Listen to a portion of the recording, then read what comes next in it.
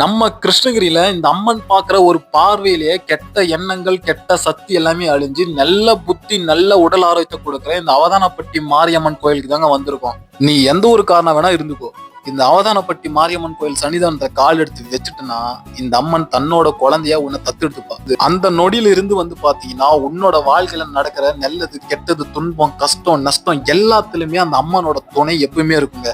உங்களை நல்வழிப்படுத்தி நல்ல ஒரு உயர்த்து கொண்டு போய் வைப்பாங்க. அது மட்டும் இல்லாம கோரிக்கை எல்லாமே அம்மன் நிறைவேற்றுறதுனால பக்தர்கள் எல்லாமே சேர்ந்து கோழி, ஆடுன்னு சொல்லிட்டு அம்மனுக்கு பாத்தீங்கன்னா பலி கொடுப்பாங்க. நான் சொல்ற இந்த சின்ன விஷயத்த மட்டும் இந்த அம்மன் கிட்ட வேண்டுதலை வச்சு பாருங்க.